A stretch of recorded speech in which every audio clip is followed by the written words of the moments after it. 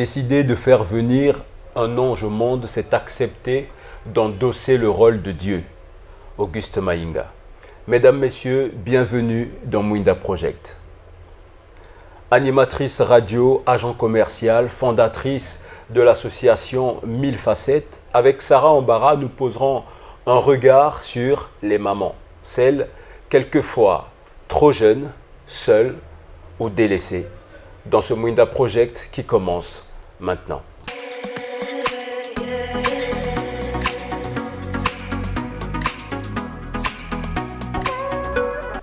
Chère amie Sarah, bienvenue dans ton Mwinda Project. Bonjour Auguste, réel plaisir pour moi d'être dans Mwinda Project.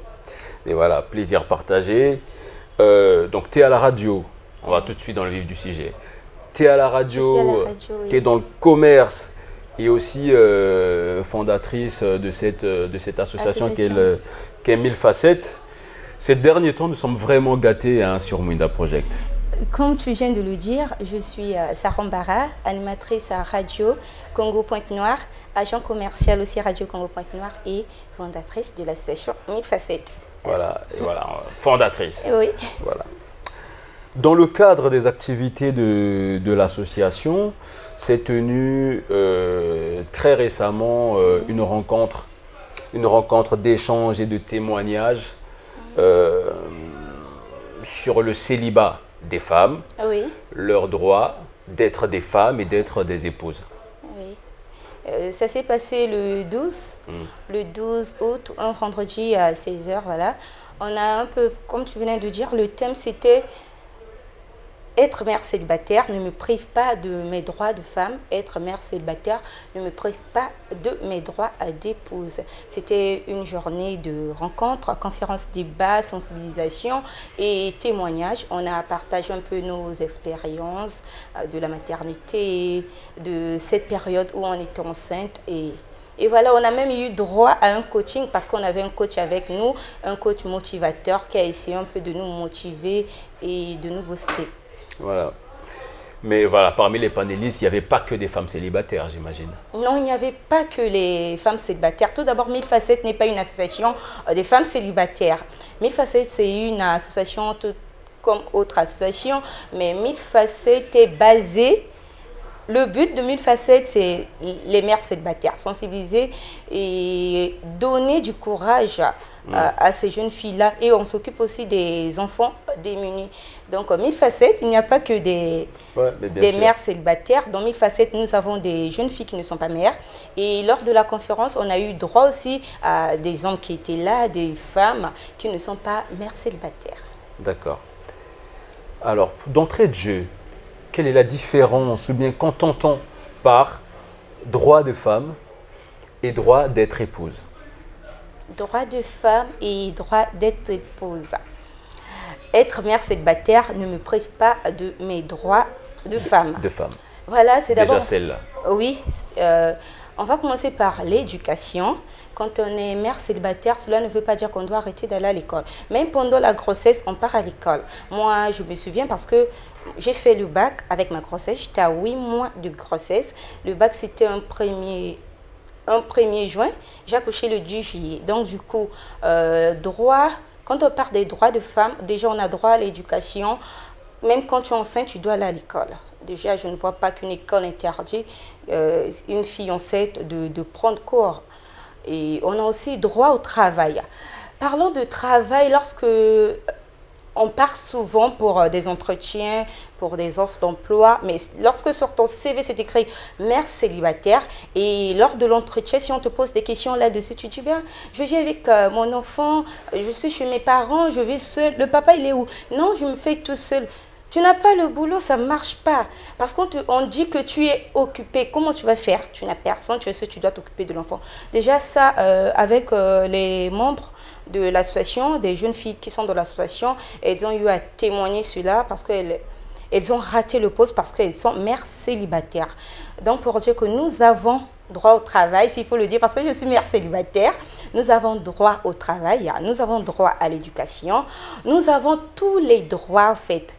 Tout ce qui consiste aux droits de femmes, nous en avons aussi droit. Donc, on ne devrait pas s'arrêter parce que nous sommes mères célibataires, on ne va pas s'arrêter parce que on a un enfant. Un enfant n'est pas un obstacle, même la grossesse n'est pas un obstacle.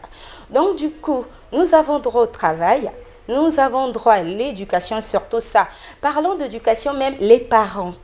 Lorsque la fille tombe enceinte, il y a des parents qui délaissent les enfants. Qui délaissent les enfants, oui, donc les études, même si l'enfant prépare un examen ou quoi, le parent ne s'occupe pas, l'enfant n'a plus le droit d'aller à l'école. Elle se voit arrêter ses études, faute de moyens, faute de soutien. Et les parents aussi devraient voir cela parce que, je reviens encore, quand on est enceinte, ça ne revient pas à dire que nous avons raté notre vie. Que c'est la fin du monde. Quoi. Et que c'est la fin du monde et qu'on ne peut plus être une bonne élève, une bonne étudiante, non. Nous avons tous les droits, chers parents, laisser les enfants aller à l'école et surtout soutenir les enfants. Parce que lorsque tu es mère célibataire, quand tu es enceinte et que le monsieur ne te prend pas, c'est ça le plus grand souci des parents. Il peut arriver qu'une fille de 16 ans, 18 ans tombe enceinte, mais lorsque le monsieur vient, prend la fille, dit que non, je veux de la fille, ils habitent ensemble, là, les parents sont un peu soulagés. Le plus grand souci arrive lorsque l'enfant doit naître dans la maison de ses parents, en fait, de ses grands-parents. De ses grands-parents. De ses grands-parents. Donc, c'est ça qui énerve peut-être les parents et ils délaissent les enfants, mais c'est pas... Ça ne devrait pas être une raison parce que c'est tout de même, ça reste un enfant, ça reste votre enfant et elle a tous les droits. Il y a des jeunes filles qui peuvent même sombrer dans la dépression parce que comme ça, tu as personne, tu arrêtes tout, tu vois que ta vie est bouleversée. Et à ce moment-là, c'est vraiment une période où on a vraiment besoin de soutien, d'être accompagné oui, et du regard des siens. Quoi. Oui. Donc, c'est un peu ça, si on peut parler de l'éducation. Concernant les jeunes filles mères célibataires, ce sont les deux problèmes-là, le droit au travail et le droit à l'éducation, si on parlait des droits de femmes. D'accord. Et le droit d'être une épouse? Le droit d'être une épouse, c'est ça qui est un peu vaste. C'est pourquoi tu dis ah là là, ça commence à venir. Oui. Le droit d'être une épouse, c'était chaud le 12 avec les hommes qui étaient là juste pour contester, voilà. Le droit d'être une épouse. D'ailleurs, on va commencer lorsque un homme approche une femme et la femme dit non, je suis mère célibataire, j'ai un enfant. Du coup, on dit que la fille ou la femme, elle n'est pas sérieuse parce qu'elle a... Ouais, elle a déjà un enfant. Un enfant. En fait, ça tourne comme ça dans la tête des hommes. Après, hormis ça, déjà, c'est un peu difficile de trouver un partenaire qui veut être avec toi parce que tu as un enfant. Parce que lorsqu'une femme a un enfant, elle devient très exigeante. Et c'est ce que je vais demander aux jeunes filles mères, d'être très exigeantes. Parce que lorsqu'on a déjà un enfant, il faut être avec une personne responsable et mature. Une personne qui doit accepter que tu es mère. Une personne qui va accepter qu'il y a un enfant qui est là. Avant d'être une femme, tu es d'abord mère. Donc la personne qui vient vers toi, sachant que tu as un enfant, la femme devrait être exigeante. Je reviens sur le pardon, mais qu'est-ce que tu entends par exigeante? Exigence par rapport à quoi? Par rapport à quoi? Quand on est mère, on devient responsable. Parce que c'est vrai, ce qui est sûr, c'est que tu ne vas pas en boîte de nuit comme bon te semble, sachant que tu as un enfant à gérer. Mais oui, il y a certains... Bon, enfin, j'imagine, j'en sais rien. Non, mais être mère célibataire aussi ne me prouve pas de ma vie de jeune fille. C'est aussi ça. Cela ne veut pas dire que je vais arrêter de vivre. Non. S'il faut aller prendre un pot, j'irai prendre un pot. Ça, c'est sûr. S'il faut danser, j'irai danser. Ah, ça, c'est sûr. Mais bien organisé. Bien organisé parce que je suis devenue responsable. Donc, je vais pas me saouler, je vais pas rentrer tard, je vais pas découcher. Non. Je vais faire tout avec modération parce que je sais que je suis mère, je suis responsable.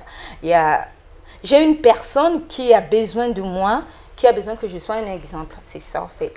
Donc, parlons d'exigence. Quand une femme est mère, il faudrait être exigeante dans les relations amoureuses parce qu'il ne faudrait pas se mettre avec n'importe qui. Il faudrait se mettre avec une personne qui sait que l'enfant est là. Parce qu'il y a d'autres hommes, il veut être avec une femme et il ne veut pas de cet enfant. Ça n'a pas de sens. Alors que les hommes disent qu'une bonne femme, lorsque tu viens dans un foyer, tu trouves des enfants, tu dois aimer ces enfants-là, tu dois les traiter comme tes propres enfants. Ouais. Oui, les femmes le font. Et pour ça, on dit que non, tu es une bonne femme. Mais les hommes ont cette difficulté-là d'accepter les enfants que la femme a eu avant. Et deux fois, les relations ne durent pas. deux fois, parce que l'enfant est là, le monsieur, il ne veut même pas entendre parler de ton enfant. Avant de sortir, tu te dis que la fille a un enfant. Donc, quand tu l'invites, elle doit s'assurer que l'enfant a mangé, l'enfant s'est lavé, l'enfant ne fait pas de fièvre, l'enfant est tranquille, l'enfant est propre. Mais il y a des hommes qui ne tolèrent pas ça. Il veut que tout se passe comme il veut, à la minute, dès qu'il t'appelle, tu es là. Mais non, moi j'ai un enfant, mon enfant, il passe avant tout, avant tout. Et il faudrait être très exigeante sur ces choses-là, que ton enfant doit passer avant tout. Tu dois d'abord être rassuré que ton enfant va bien avant de le laisser pour partir. Que ça soit même dans les foyers. Quand tu t'engages, moi déjà, je ne peux pas m'engager avec un homme qui ne veut pas de mon enfant. Ça, c'est impossible. Si je vais dans un foyer, je vais avec mon enfant. Et un homme, on ne peut pas le demander à un homme, non, j'ai un enfant, tu dois t'occuper de lui. Il y a certains hommes qui crachent directement. Mais son père est où? Mais on ne peut pas aussi obliger cet homme à prendre soin de l'enfant. Mais quand un homme est avec une femme, avec une mère célibataire, il doit se dire ça dans la tête. Il y a d'autres femmes qui se gênent, elle ne pourra peut-être pas demander, mais tu dois te dire, non, j'ai un petit 10 000 francs, tiens, tu prends 5 000 pour l'enfant, tu fais ceci. Ce sont des gestes qui comptent. Et là, la femme va se sentir rassurée. La femme va se sentir rassurée parce que si tu es avec une femme, quand tu aimes son enfant, elle se sent rassurée, elle se dit, oui, tu es une bonne personne, je suis avec un bon partenaire. Mais lorsqu'il y a des choses qui ne se font pas bien, là, vraiment, il ne faut pas. Il ne faut pas, parce qu'on ne devrait pas abandonner nos enfants pour des hommes, juste pour faire plaisir à quelqu'un, alors que on a, comme on dit, le fruit de nos entrailles, voilà. On doit être rassuré et l'assurance devrait venir d'un partenaire mature qui va nous dire, ben, je suis là, je vais être le père de cet enfant, je vais être un bon partenaire pour toi. Être père ne veut pas dire que c'est une femme. Être père, c'est aussi élever un enfant, prendre soin d'un enfant. C'est-à-dire qu'à un moment donné, il y a matière à éduquer autant les femmes, parce que quand on parle de sujet mère célibataire, dans un premier temps, je pense là sur le coup aux filles adolescentes, celles qui ne peuvent pas encore se prendre en charge. Et donc à ce niveau-là, c'est vrai que dès l'instant où tu es mère, voilà, c'est fait. Maintenant, il faut voir comment avancer avec tout ça. Mais au préalable, il est vraiment question d'éducation, d'enseigner, de rappeler à la jeune fille ses priorités à ce moment-là, que c'est l'école d'abord. Voilà, c'est aussi l'un des volets, l'un des aspects que nous avons soulevé, que vous avez soulevé pendant cette... Et on a aussi sensibilisé, parce qu'il y a certaines personnes qui pensaient que non, Baby Mama Day, c'était... c'était la foire, quoi. C'était la foire. Tout le monde peut faire des bébés. C'était la réunion des mères célibataires. Alors que ce n'était même pas le cas. Comme j'ai dit, on a eu droit, c'était beau parce qu'on a eu droit au coaching, on a eu droit à la sensibilisation. Mais voilà, sensibilisation, évoquant cet aspect de la question. Sensibilisation parce qu'on peut bien parler des mères célibataires, on peut bien œuvrer pour des mères célibataires, on peut bien les soutenir, mais il faut les éduquer. Donc, la sensibilisation, c'était avec les contraceptions. Il faudrait penser à se protéger. Il faudrait prendre part au planning et prendre des pilules s'il le faut. C'était un peu ça. Il faut toujours se préserver pour éviter un peu les grossesses précoces et indésirées, parce qu'on n'aimerait pas qu'il y ait assez de jeunes filles mères. Cela ne signifie pas que lorsque nous œuvrons pour des jeunes filles mères que nous encourageons cela, non. Parce qu'il faudra un moment être mature et responsable. On peut être mère une fois, 2 fois, 3 fois tu es mère célibataire, alors là, ça devient un problème. Ça devient vraiment un problème. La sensibilisation, on a eu à sensibiliser les jeunes, pas les jeunes, les femmes qui étaient là et les hommes. On a parlé des protections, on a parlé des contraceptions, pardon, qu'il fallait pour éviter ce phénomène-là. Parce qu'il y a des hommes qui n'aiment pas se protéger. Mais là, lorsqu'un enfant arrive, il faudrait être responsable. Mais lorsqu'on sait qu'on ne peut pas, on ne peut pas, ce n'est pas encore le moment. On ne peut pas assumer cette responsabilité d'être à père. Il faudrait se protéger et le préservatif reste le moyen le plus efficace parce que ça vous évite les grossesses, ça vous évite la maladie. Alors que les pilules et tout ce qu'on met pour éviter les grossesses, là, ça évite. Après, sur la durée, il peut y avoir des effets indésirables. Oui, des inconvénients. Des inconvénients, je vais dire. Mais donc, voilà pourquoi le préservatif, il joue deux rôles à la fois. Et c'est ça, il faudra se protéger. Et il faudrait dialoguer dès le départ. Parce que la relation se prépare, c'est dès le début, il faudrait dialoguer, il faudrait être sûr. Et aussi, il y a des grossesses qui arrivent comme ça, hein. Il y a des grossesses qui arrivent. Des fois, tu te dis que tu as tout programmé, mais la grossesse peut arriver. Et quand ça arrive, il faudra être responsable. On a eu aussi à encourager les jeunes filles mères qui ont fait preuve de responsabilité, parce qu'avorter aussi, c'est un autre cas. Il faut être courageuse. Lorsque tu vas à l'école, tu vis chez les parents, tu tombes enceinte et que tu prends la décision d'être mère. Ça demande beaucoup de courage. Parce que tu dois faire face au regard des autres, tu dois faire face au dire des autres, des parents, de la famille et tout ça. Il faudrait être courageuse. Moi, je pense que les femmes qui sont mères célibataires, elles sont courageuses, elles sont fortes et elles sont responsables. Et les hommes qui délaissent les enfants, c'est juste de la lâcheté et de l'irresponsabilité au fait. Et moi, pour ça, parce qu'il faut pouvoir s'assumer. Hein, il faut s'assumer, quand oui. Tu en es le géniteur, mais tu en prends la responsabilité. Simplement, il n'y a pas d'excuse par rapport à ça. Il faudra assumer ses actes, assumer ses responsabilités. Et je dis bravo à toutes ces femmes-là, toutes ces filles qui n'ont pas baissé les bras, qui continuent de se battre, d'aller à l'école, d'aller travailler, tout en étant mère célibataire et tout. C'est une bonne chose. Que d'arrêter, il ne faudrait pas arrêter parce que la vie, la réussite de la vie ne s'arrête pas à un niveau ou dans un domaine quelconque. On peut être fier de nous, surtout, même les petites choses, les petits détails. Tu te dis que là, j'ai affronté, par exemple, si tu es mère célibataire, tu as eu à traverser un moment de grossesse un peu difficile, tu as supporté cela jusqu'à la maternité, l'enfant il est là, tu te dis, là, je suis fière de moi, j'ai réussi. Il ne faudrait pas attendre que non, le mariage, non. Parce que la société définit la réussite de la femme par un foyer, être dans un foyer. Par rapport au mariage, par rapport au mariage, il faut être dans un foyer, non. Aujourd'hui, les jeunes filles d'aujourd'hui, moi je dirais que sont plus braves que nos mères. Même si deux fois on part de cette génération négativement, non, les femmes, si et là sur les réseaux, les femmes sont comme ceci, les femmes sont comme cela, mais moi je pense que cette génération, elle est brave. Parce que au temps passé, on dira que nos mères n'avaient que pour but le mariage. Donc pour elles, c'était juste le mariage, être des bonnes épouses, bien faire le ménage, bien faire la cuisine et tout ça, être des bonnes épouses. Mais aujourd'hui, moi je vois que il y a beaucoup de filles qui se débrouillent, qui se lancent dans l'entrepreneuriat, elles font le make-up.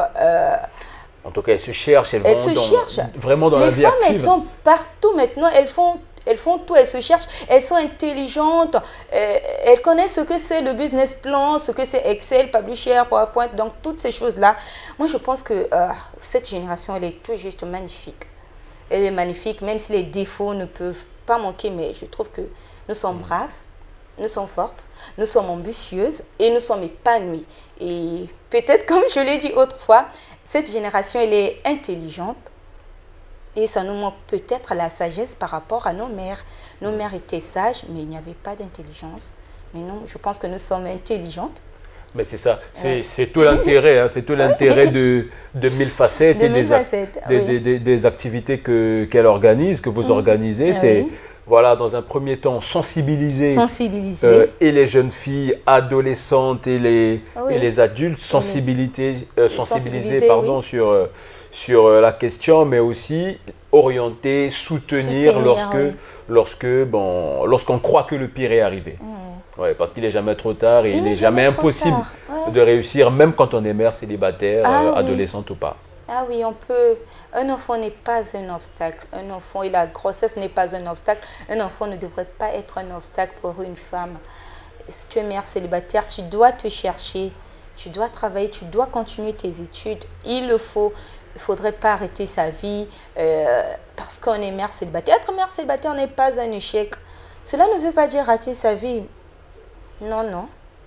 Au fait, être mère célibataire, quand tu es mère célibataire, il faut te dire que là, j'ai eu une raison d'être, de devenir une femme intelligente, de devenir une femme épanouie. C'est ça, au fait.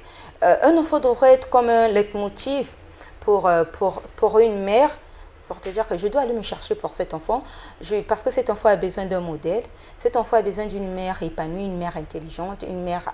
Voilà, c'est tout ça.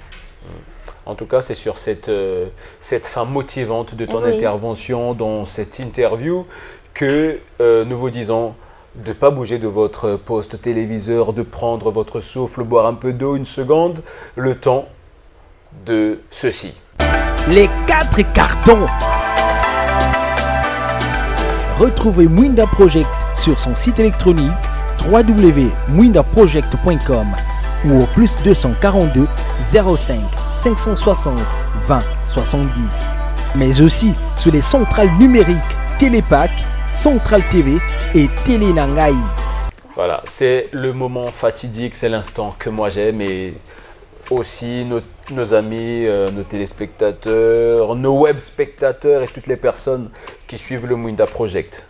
C'est le jeu des 4 cartons. Madame, je te fais le topo. L'idée, c'est de ne jamais répondre par oui ou par non à une question directe. Là tu fais genre, ouais, ça va. Mais par contre, tu trouves des phrases, des méthodes, des façons d'y répondre, soit positivement, soit négativement, mais jamais en disant oui. Mais de grâce, vas-y, dis-moi des oui et des non. Qu'on se marre. Tout de suite, on est prêt, on peut y aller? Oui. Vous aussi, carton blanc. Carton blanc. Sarah Embarras, c'est uniquement ça le nom à l'état civil. Mon nom à l'état civil, Sarah Embarras, bien sûr. À la radio, je garde le même nom. Chez Mille Facettes, oui. L'association, je garde Sarah. Tu trouves pas l'intérêt d'avoir un petit pseudo? J'aime trop mon nom en fait. Ah ouais? Oui, j'aime lorsqu'on m'appelle Sarah Embarras. Voilà pourquoi je garde mon nom. Et bon, c'est vrai qu'il est court et il est beau, non? Oui, avec la répétition du Il est court et il est beau, non? Oui. Ouais, ah ouais, parfait. Reste sur la défensive. Il est court et il est beau. Non, mais c'est vrai, il est court et il est beau, non? Il est waouh. Il est waouh, voilà. Donc, pas de sobriquet du coup? Non. Ah. Ouais, donc pas de sobriquet du coup. Pas de sobriquet du coup, non. Ah, je savoure ce moment, c'est tellement beau. Ça se demande pas aux femmes, c'est vrai. Et je m'en excuse, mais quel âge, j'y arrive. Quel âge est là, la fondatrice? La fondatrice? D'abord, est-ce qu'on peut savoir l'âge qu'elle a? Ça dépend. Ça dépend. Ouais. Donc, 20 ans, à peu près? À peu près, plus grande. Plus grande, Oui. Mais on va pas le dire, quoi. Plus grande. Non, plus grande. On va pas le dire, quoi. Entre... Non, mais il y a eu un non quand même. Entre 20 et 30. Entre 20 et 30 dans la Je suis au milieu, oui. Je m'en doutais bien, et tout le monde s'en doutait, forcément entre 20 et 30. Je suis au milieu. Bon, c'est clair, je l'ai noté, mais c'est clair que tu l'as dit pendant cette émission, célibataire. Couplibataire. Couplibataire. Oui, à moitié célibataire, à moitié célibataire, à moitié en couple. C'est le mélange. Couplibataire. Ouais. Ah, j'aime ça. Couplibataire. Quelle formation t'as faite? Formation, j'ai fait la formation sur le journalisme.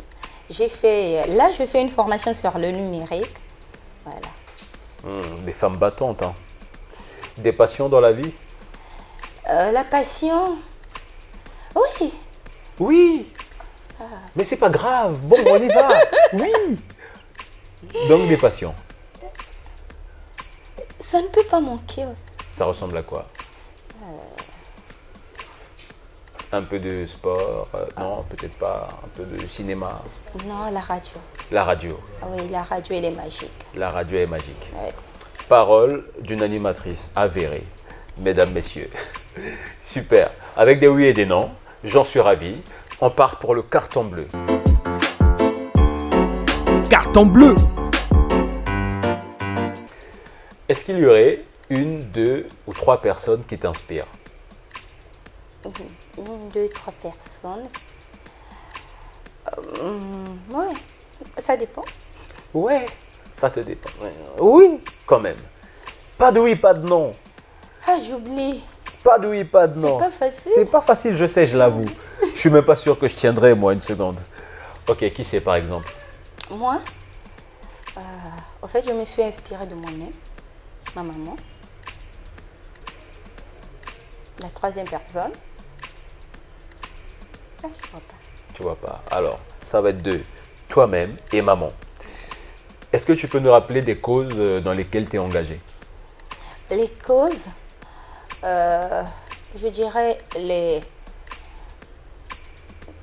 Juste, comme je venais de dire, avec 1000 facettes, c'est se relever, l'ambition, au fait. Les femmes, les causes, les femmes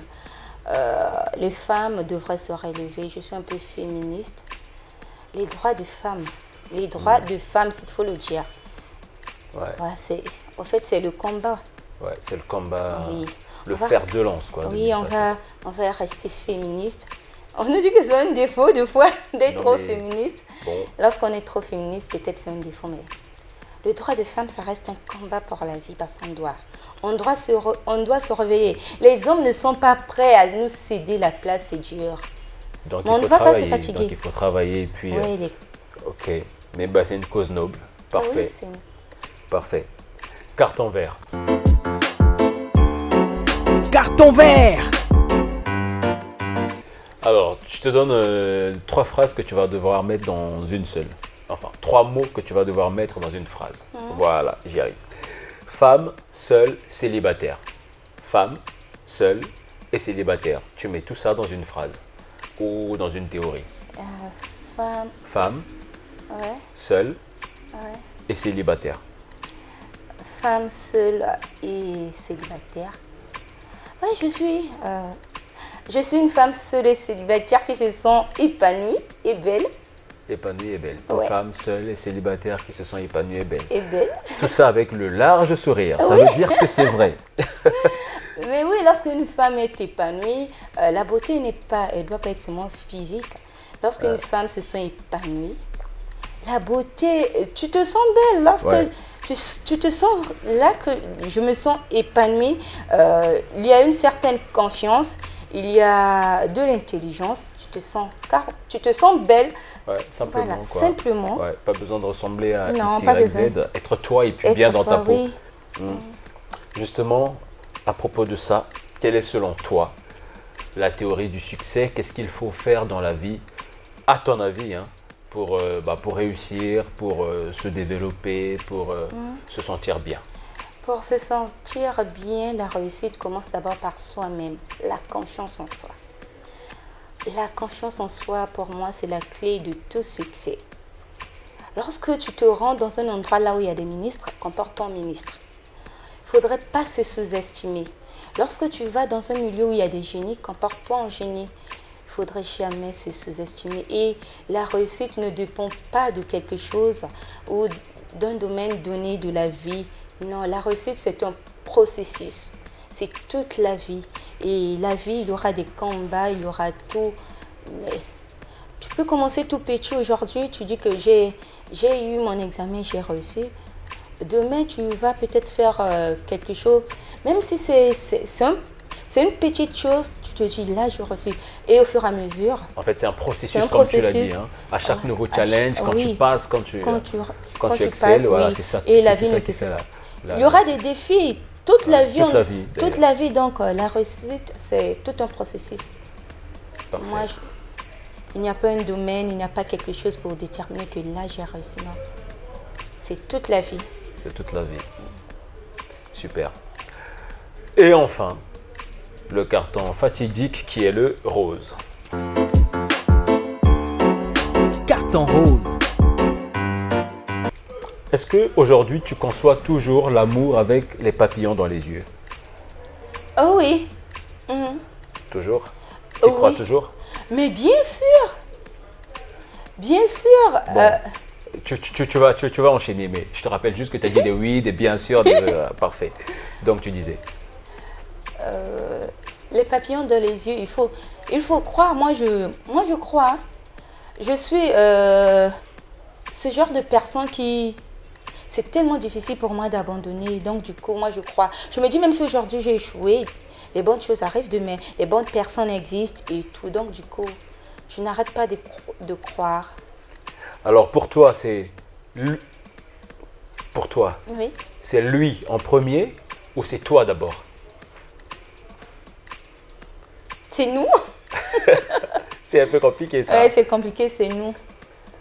C'est nous. En fait, tu vas t'adapter au moment. Oui, la relation, c'est comme ça. La relation, c'est pas changer l'autre. La relation, c'est se compléter. Un peu de moi, un peu de toi, ça fait nous. Exactement. Donc, on n'a pas besoin. Voilà. Donc, moi, je viens avec mes qualités, mes défauts. Tu viens avec tes qualités et tes défauts. On se complète. Ouais. Tu découvres qu'il a une liaison. Tu le découvres. Ta première réaction, c'est quoi? Je me retire. Tu veux pas qu'il s'explique, non? Ah non, non, non, non. Je voudrais pas... Non. S'expliquer, non. Moi, j'ai pas... Non. Non. Non. Entre radio et vie associative, tu choisirais? Les deux. Pas possible d'en faire un seul choix, non. C'est difficile. Le cœur est trop serré, oui, trop partagé. Cœur. Mais ce qui m'a poussé, ce qui m'a boosté, ce qui a changé un peu ma vision des choses, c'est la radio. Tout est parti de la radio. D'abord la radio et après 1000 facettes. Mais du coup, tu ne veux pas les séparer, je quoi. Ne peux pas. Parce que de toute façon, 1000 facettes porte bien le nom de l'émission. De l'émission, oui. Ouais. L'émission, c'est 1000 facettes. Et 1000 facettes a fait naître l'association 1000 facettes. L'association 1000 facettes.